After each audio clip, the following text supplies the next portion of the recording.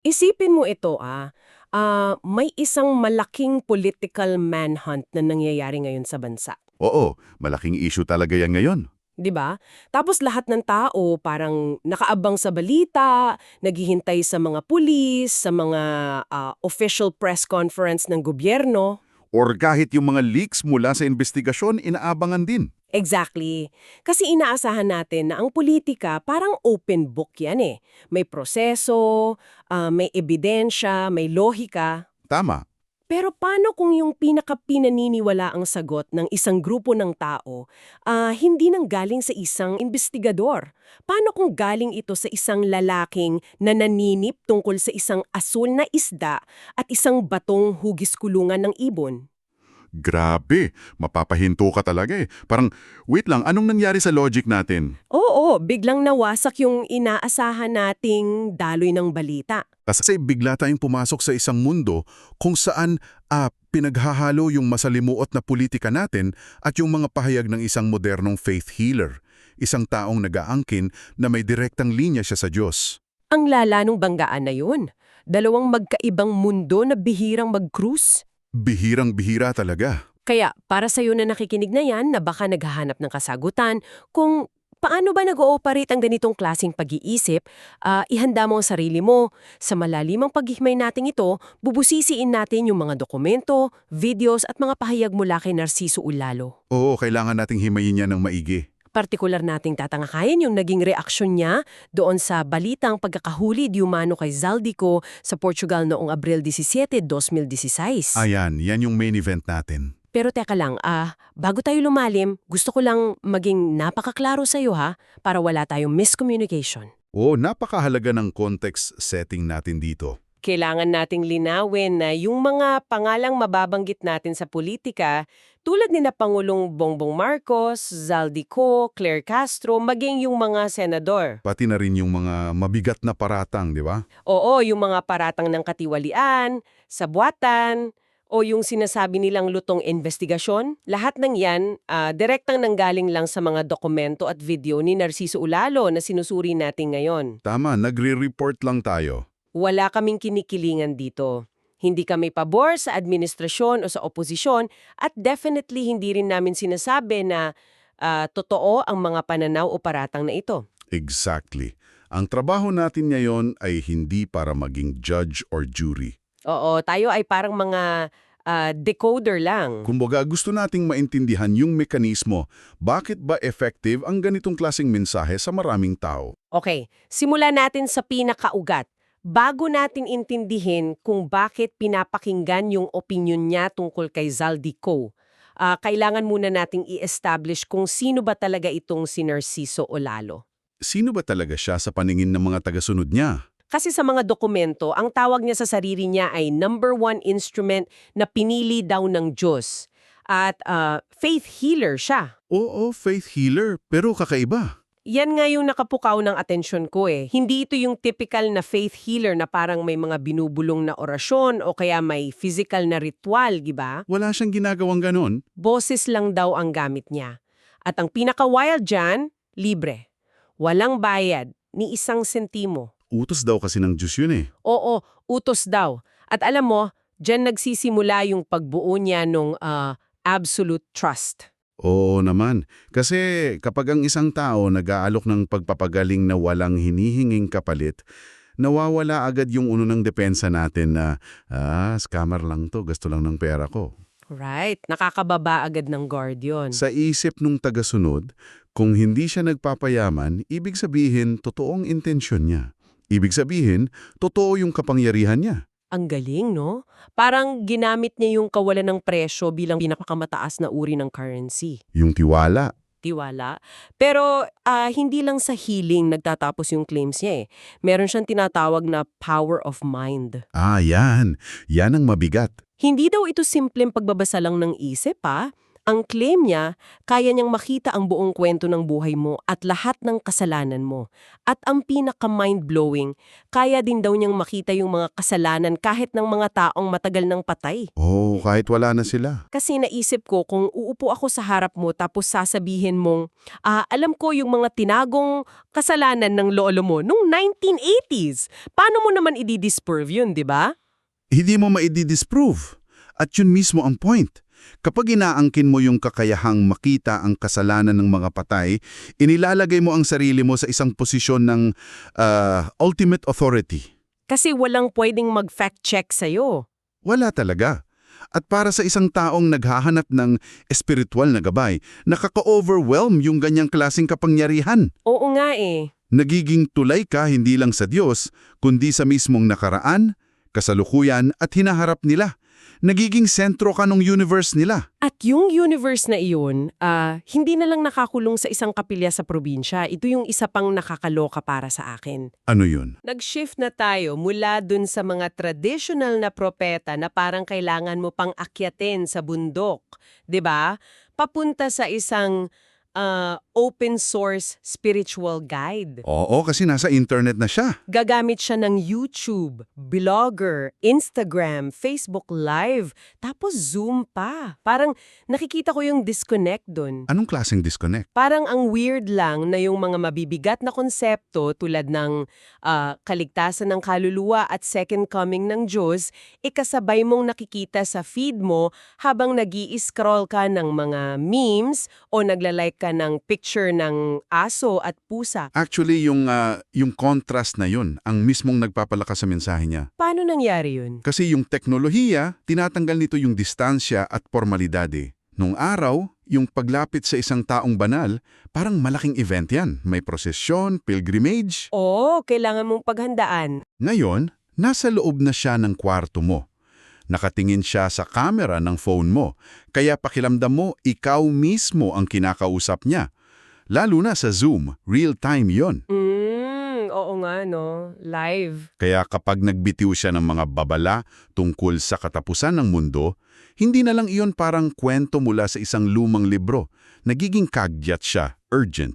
It normalizes the apocalyptic. Grabe, nakapasok na talaga siya sa safe space ng bahay mo. Kaya dahil nakuha na niya yung tiwala ng mga tao digitally, dahil sa libreng healing at sa power of mind niya, kapag may sumabog na malaking balita, hindi na naghihintay yung mga tagasunod niya sa Malacanang. Oo, hinihintay nila kung anong sasabihin ni Olalo. At dito na tayo papasok sa petsang Abril 17, 2026. Dito na nag-cruise ang politika at yung spiritual na mundo niya. Ito yung araw kung saan lumabas yung balita, di umano galing kay Pangulong Bongbong Marcos at may binanggit ding si Claire Castro na nahuli na daw si Zaldico sa Portugal. Isang napakalaking political manhunt ito eh. Tapos itong si Olalo, ayos sa sarili niyang kwento, na curious. Na-curious din ang propeta? Nakakatuwang ang isipin na kahit yung mga nagkiklaim na instrumento ng Diyos ay nanonood din pala ng balita at naku-curious.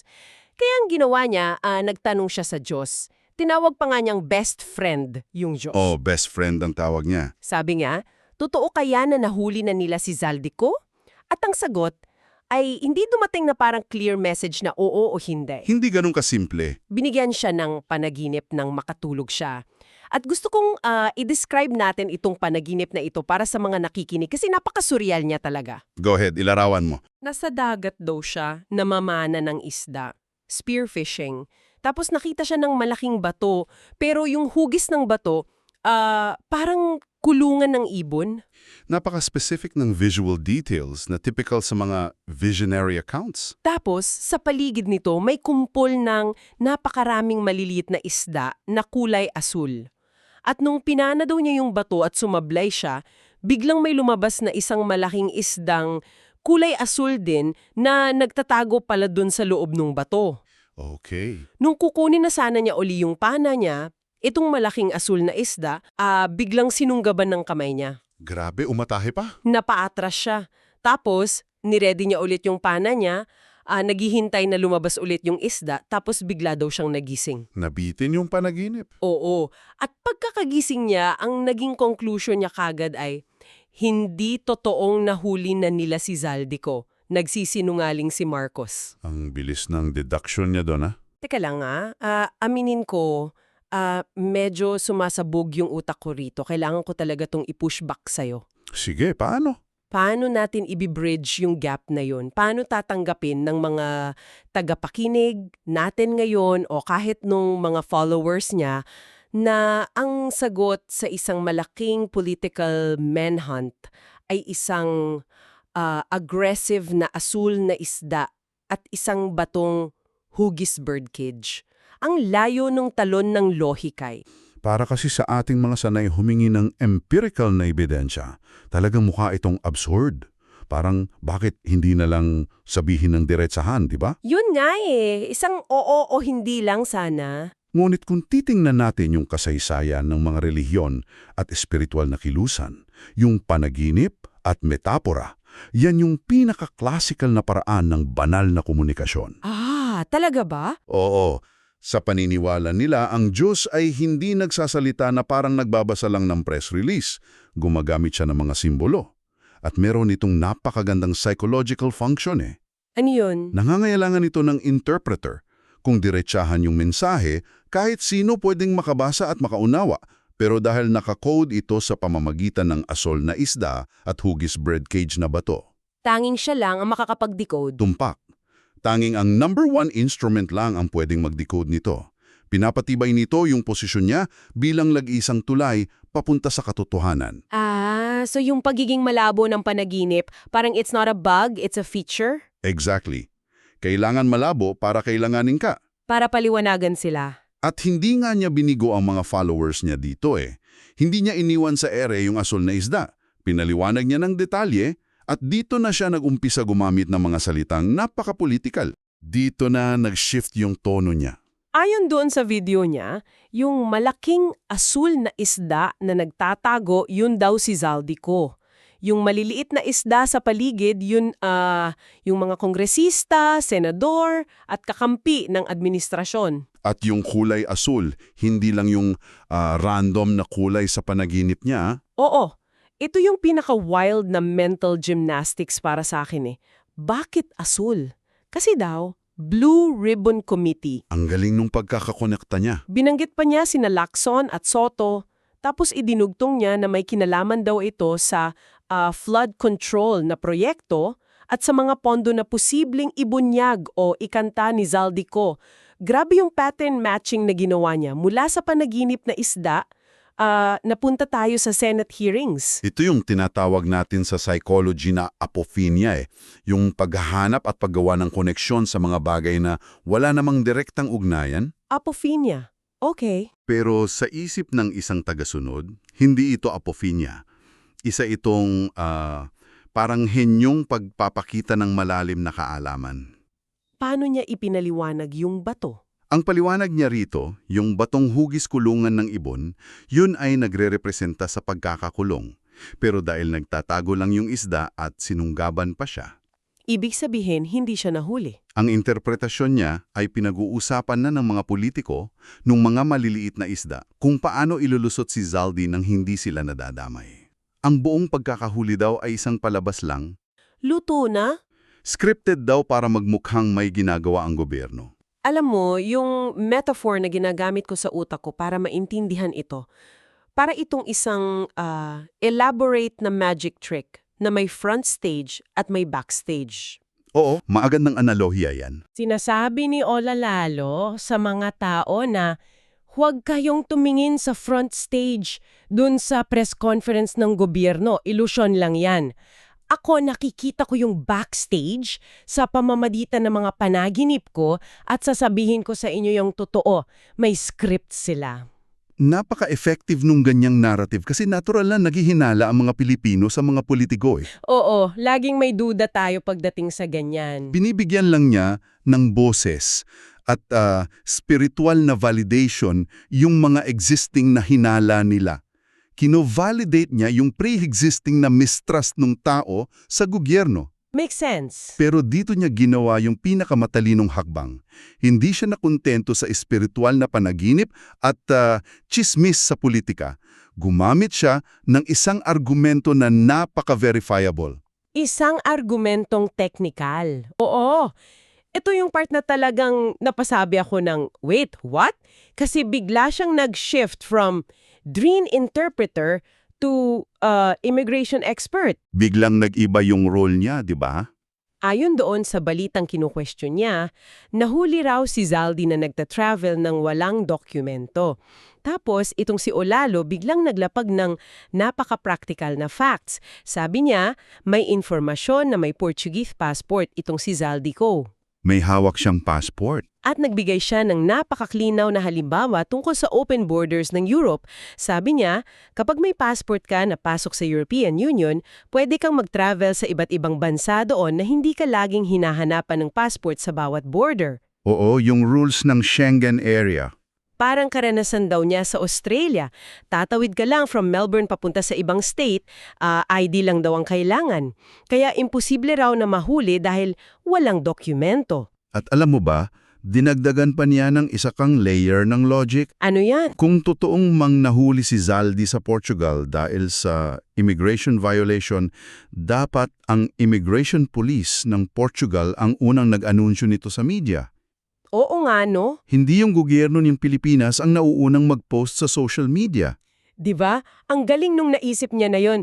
Kasi yung panaginip tungkol sa isda, hindi mo naman yan masisearch sa Google kung totoo eh. Walang proof yun. Pero yung rules ng Schengen area sa Europe o yung pag-travel gamit ang Portuguese passport, pwedeng i-Google yan ng kahit sinong tagasunod niya. Very verifiable. At kapag na-search nila at nakita nilang, uy, totoo nga na open border sa EU, biglang nava-validate yung buong kwento niya. Ang iisipin ng follower, kung tama siya tungkol sa immigration laws ng Europe, ibig sabihin tama rin siya na nagsinungaling ang gobyerno.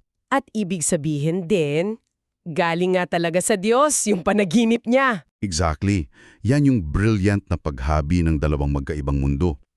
Kapag pinagsama mo yung mystical authority niya na kinausap ako ng Diyos at yung secular logic na ito ang batas ng imigrasyon sa Europe. Nakakabuo ka ng isang impenetrable fortress of belief. Oo. Para sa mga tagasunod, hindi na lang ito blind faith eh. May kasama na itong research.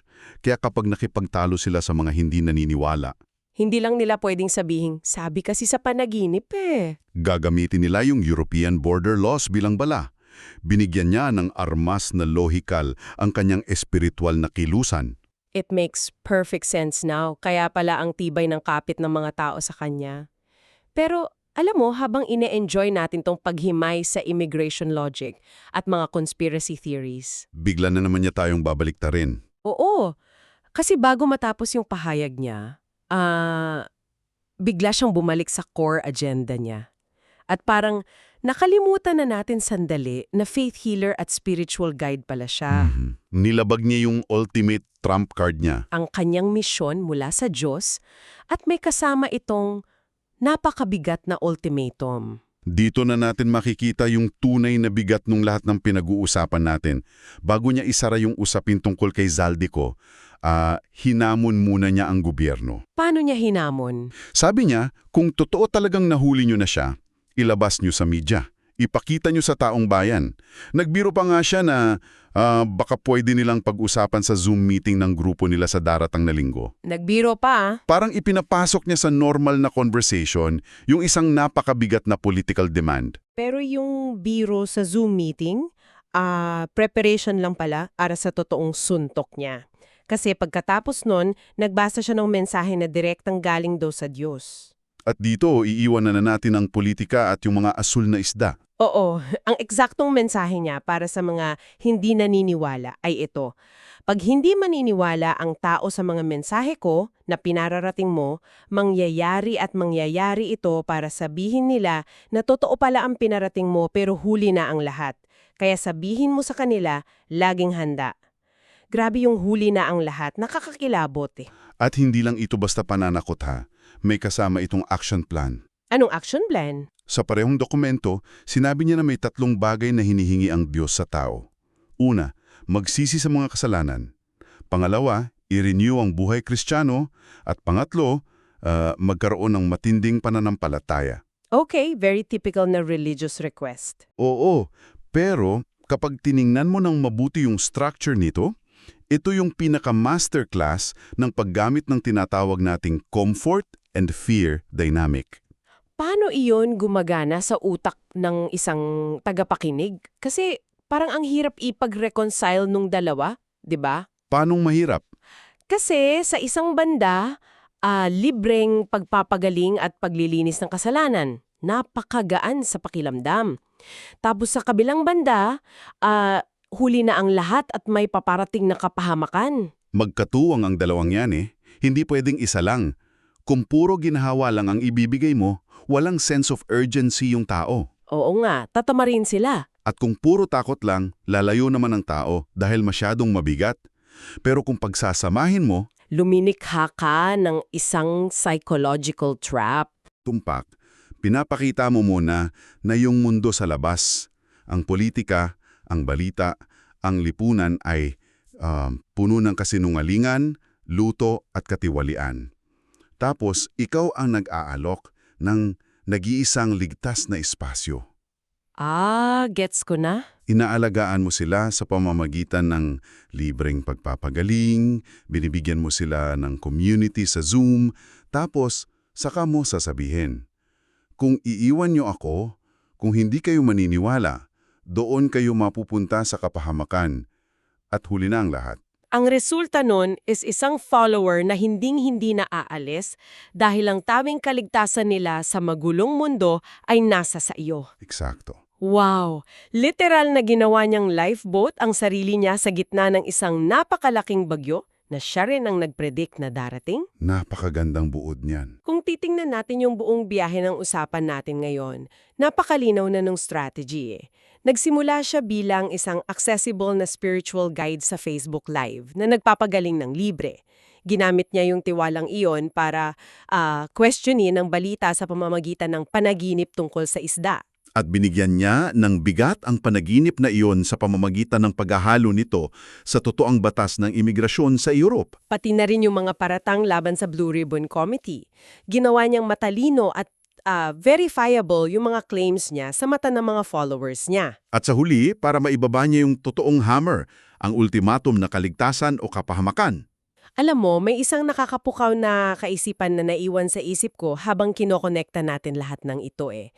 Babalik ako doon sa metaphor ko kanina tungkol sa magic trick. Sige. Sanay kasi tayong tumingin sa politika at amasa na transparent ito. Pero kapag ang mga tao ay paulit-ulit na nabibigo ng sistema, kapag nawawalan na sila ng tiwala sa mga official press conferences, sa pulisya at sa balita, hindi na sila naghahanap ng facts. Oo, naghahanap sila ng kasiguraduhan. At yun ang ibinibigay ng mga tao tulad ni Olalo. Isang mundong madaling intindihin, isang mundong may malinaw na kalaban at may malinaw na tagapagligtas. Totoo yan. Kapag gulo-gulo na ang lahat, you just want a clear narrative. Kaya siguro ang pinakamalaking tanang na dapat nating pag-isipan, ikaw na nakikinig, ay hindi kung totoo ba talaga yung pananginip tungkol sa asul na isda. Ang tunay na nakakatakot na tanong ay ito, gaano na ba kalala ang pagkasira ng tiwala natin sa mga institusyon ng gobyerno para mas piliin ng libong-libong Pilipino na ipagkatiwala ang katotohanan sa isang lalaking nanananginip habang natutulog kaysa sa isang opisyal na may hawak ng mikropono at ebidensya sa harap ng kamera. Napakalalim na kaisipan yan. Something to really mull over. 'Di ba? Kasi sa huli, kapag sobrang labo na ng mga nangyayari sa lipunan natin, minsan mas madaling lumusong sa panaginip kaysa harapin ng realidad. Maraming salamat sa pagsama sa amin sa malalimang paghimay natin ito ngayon. Salamat sa inyong oras. Patuloy na magtanong, patuloy na himayin ang mga balita at palaging buksan ng isip sa likod ng mga mensaheng nakikita natin araw-araw. Hanggang sa muli,